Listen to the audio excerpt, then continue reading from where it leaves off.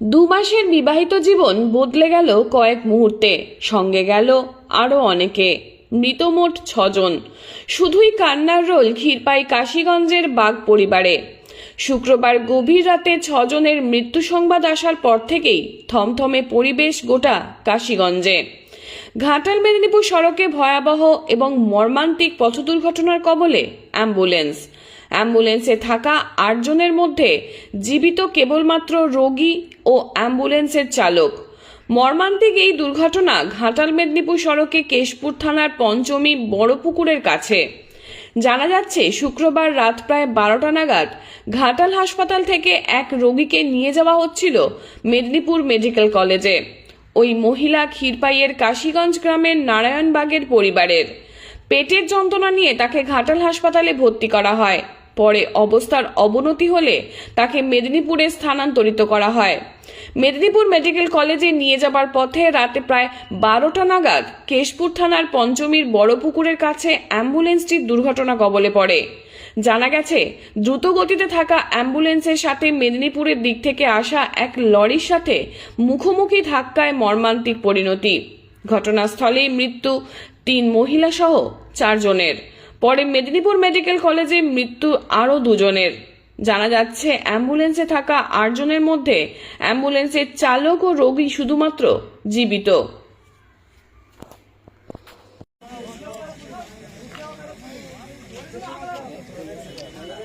আগুন ফাগুন লাগাবো নি ভাই।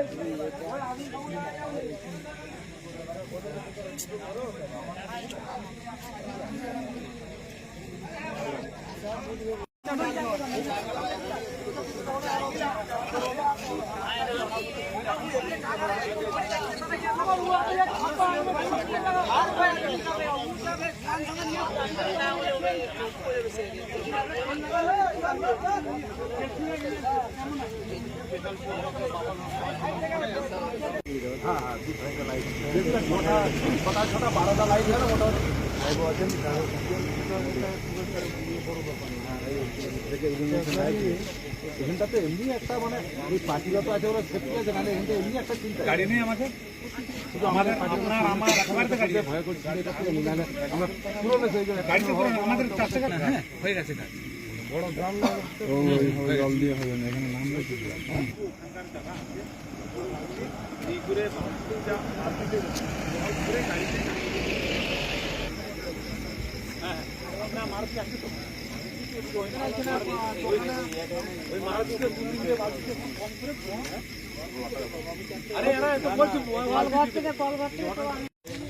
আমাদের এখানে 8 নম্বর আমরাকুশি অঞ্চলে এখানে এটা মানে ঘটনাস্থলে একটা অ্যাক্সিডেন্ট হয় ট্রাক্টরের সঙ্গে আর অ্যাম্বুলেন্সের সঙ্গে। তো আমি মানে বাড়িতে ছিলাম, বিছনায় খবর পেয়ে এখানে এসেছি ঘটনাস্থলে। আমাদের কেশপুর থানার প্রশাসন ব্যবস্থা আছে, ওনারা ব্যাপারটা খতিয়ে দেখছেন কতটা কি ব্যাপার। এর মধ্যে অ্যাম্বুলেন্সে নাকি 6 জন ছিল, ওনারা পুরো স্পট ডেড হয়েছে, ওনাদেরকে নিয়ে গেছে মেদিনীপুরে হসপিটালে।